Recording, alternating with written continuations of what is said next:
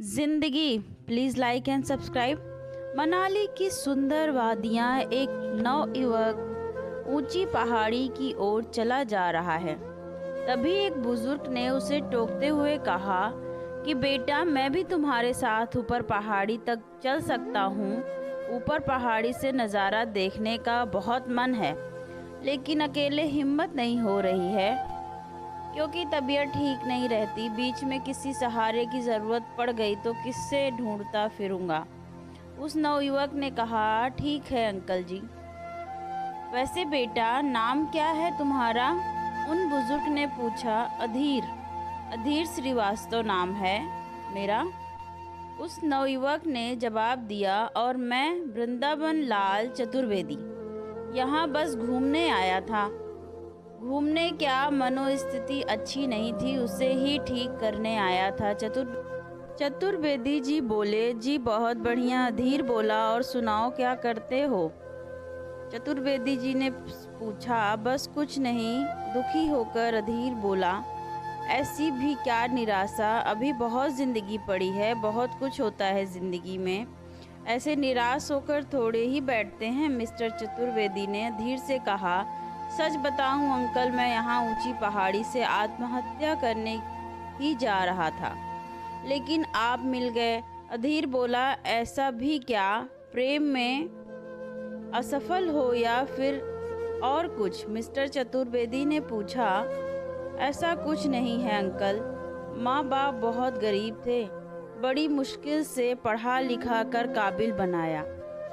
फिर मेरी नौकरी भी बहुत अच्छी लगी, मैंने पैसा भी बहुत कमाया, एक अच्छी सी लड़की से शादी की और एक प्यारी सी बेटी का बाप हूँ। लेकिन मैं उन पैसों से संतुष्ट नहीं था, इसलिए मैंने अपना खुद का व्यापार शुरू किया।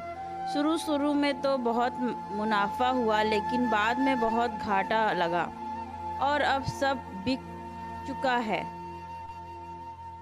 जिस घर में हम सब रहते हैं उस घर की कल नीलामी है, इसलिए आत्महत्या करने की सोच रहा था। मैं कैसे अपने माता पिता, पत्नी और बच्चे को बेघर देख सकता हूँ? अधीर बोला। बस इतनी सी बात बेटा, घर नहीं होगा तो सब चला लेंगे, लेकिन तुम नहीं होगे तो कोई नहीं चला पाएगा। मुश्किलों का सामना करना सीखो, जिंदगी दोबारा नहीं मिलती। मुझे ही देख लो, इकलौता बेटा था मेरा, नौकरी करने के लिए ज्वाइन करने गया था। पता नहीं ट्रेन से उतरते वक्त सर के बल गिर पड़ा और वहीं मृत्यु हो गई। पहले तो विश्वास ही नहीं हुआ कि ऐसा भी हुआ है, फिर मानना पड़ा, लेकिन मैंने तो जीना नहीं छोड़ दिया। तुम्हारी आंटी की खातिर जी रहा हूँ, इसलिए उनको यहाँ घुमाने लाया था कि उसे कुछ अच्छा लगे। अभी तो होटल में ही मैंने कहा भी कि चलो बाहर, लेकिन नहीं आई। इतना दर्द बर्दाश्त नहीं कर पा रही है बेचारी। चतुर्वेदी जी बोले। सॉरी अंकल, अब ऐसा कभी नहीं सोचूंगा। सच कहा आपने, जिंदगी एक ही बार मिलती है, मुश्किलें तो आती रहती हैं। अब आगे से कभी भी उदास नहीं रहूँगा।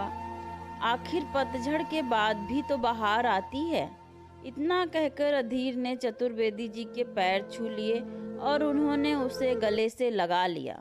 धन्यवाद दोस्तों। ये छोटी सी मोटिवेशनल स्टोरी पसंद आई हो तो please like and subscribe. Thank you so much for watching.